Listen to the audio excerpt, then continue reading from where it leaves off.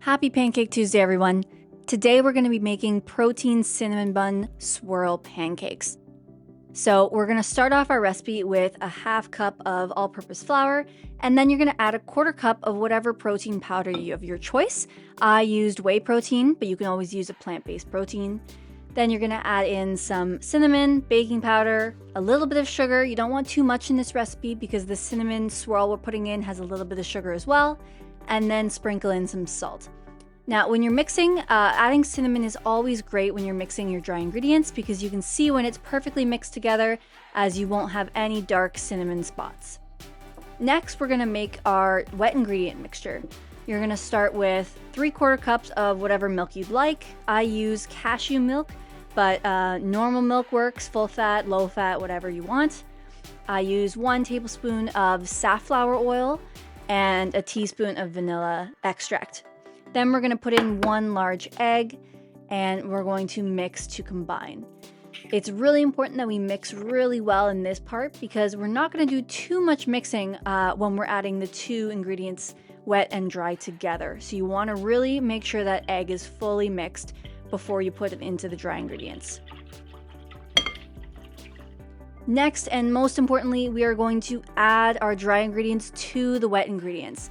Now, a lot of people like to add their wet to the dry, but when it comes to pancakes, you really don't want to overmix. So by adding the dry to the wet, you're actually going to reduce the amount of mixing you have to do because there won't be any flour spots at the bottom.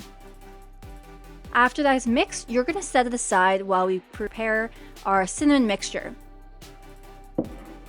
For this, we're going to have 3 tablespoons of butter or margarine. I always opt for margarine. I find it turns out the exact same as butter when it comes to pancakes.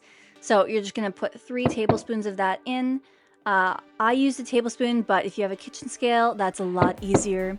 Then we're going to add 5 tablespoons of brown sugar. Now this might seem like a lot, and you will have a little bit of extras, but I like to use Splenda brown sugar, which is a mix of brown sugar and low-calorie sweetener.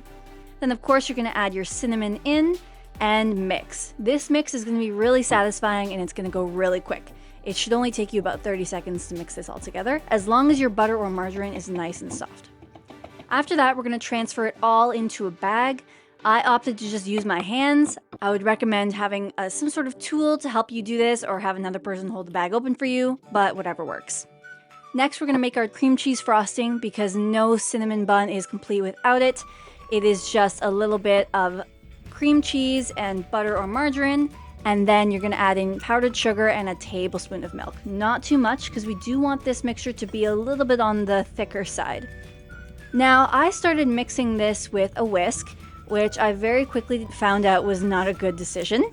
You will have some cream cheese that doesn't quite mix if you're trying to use a whisk, or it'll take forever to mix together. So I switched up to my electric mixer and I got it nice and smooth. After that, we're going to prepare our cinnamon bun protein pancakes. So just like usual, we're going to put our batter onto the griddle or pan. I always opt for a griddle, but a pan works just as well. You just won't be able to do as many at a time. Once it's starting to cook while still wet, that's when you're going to add your cinnamon mixture on, and you're just going to swirl it on. Try not to be too close to the edges when you're swirling them because as it continues to cook, it will start to drip off the sides. At first, it looks absolutely perfect, but as it starts cooking, you can see on the left side, it is starting to drizzle onto the sides. These pancakes, while delicious, are extremely messy, especially when you flip them. So your pan or griddle is going to be very messy.